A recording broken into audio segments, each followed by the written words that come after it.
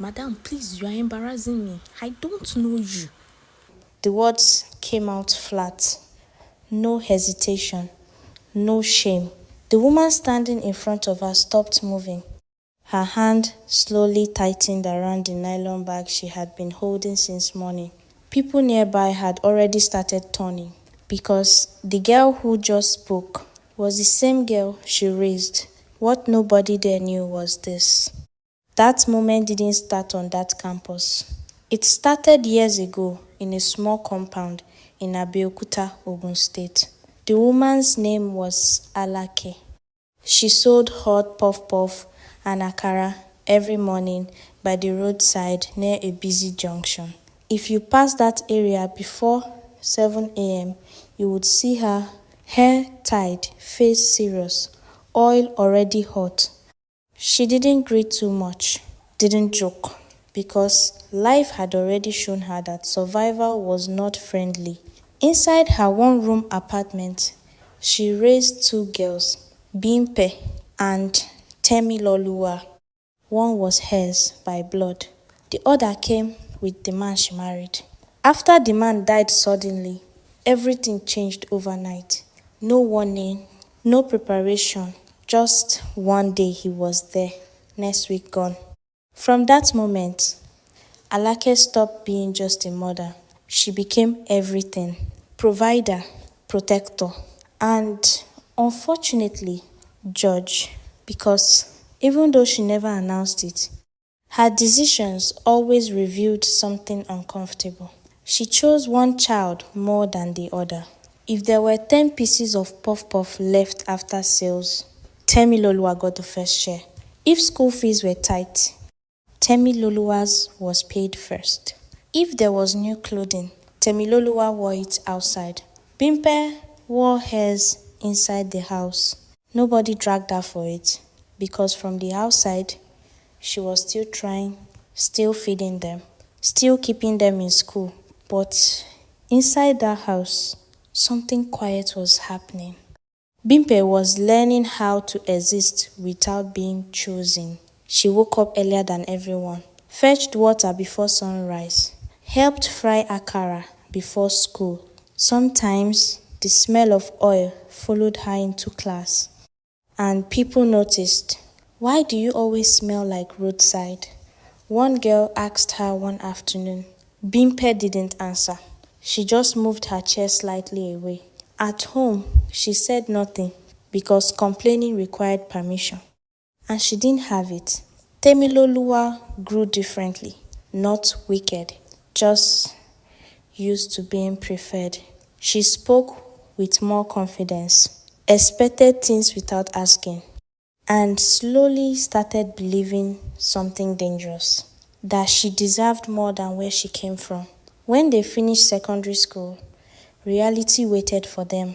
Both had results, both had dreams, but money, not enough. One night, Alake called them inside.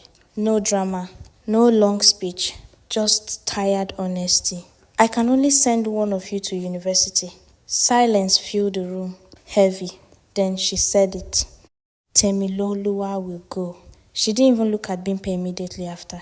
Like it was easier that way. Bimpe nodded. Too quickly. "Okay, ma." That okay stayed in the room long after she left. University changed Temiloluwa fast. Not academically, socially. In school, nobody knew her story, so she edited it. "My parents are in business.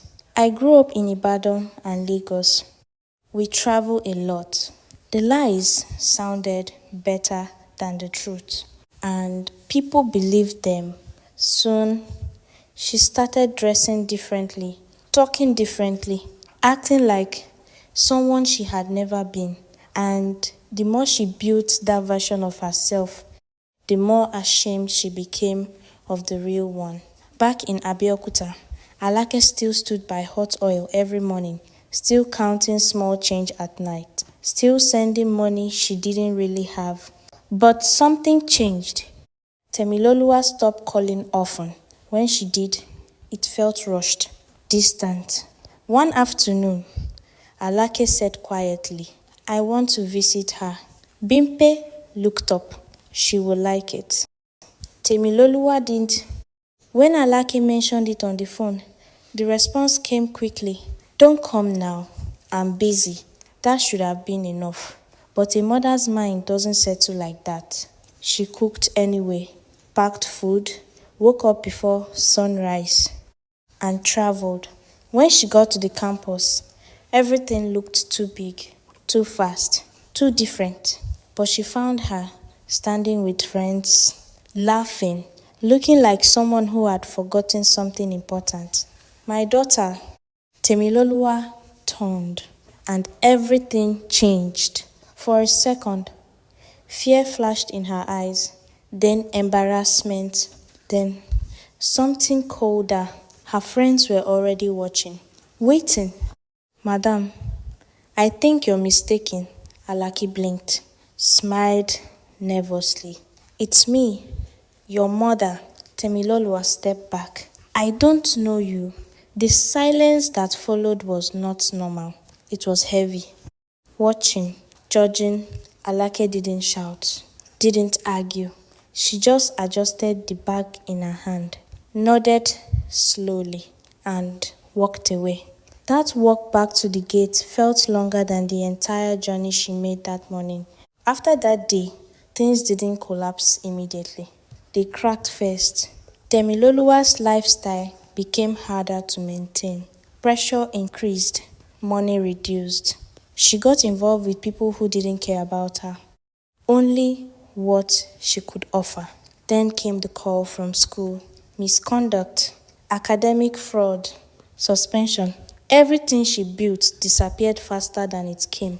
Then her health started failing, quietly, slowly, until one day a doctor looked at her and said, You need to be careful now. That was when fear finally replaced pride. Because now there was no audience left, only consequences. She came back to Abeokuta quietly. No announcement, no confidence.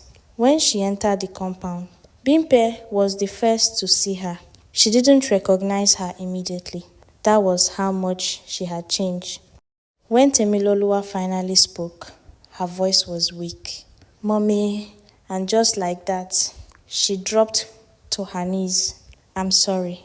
Everything she had protected before didn't matter anymore. Alake looked at her for a long time, long enough to remember everything. Then she said quietly, You broke my heart, but you are still my child.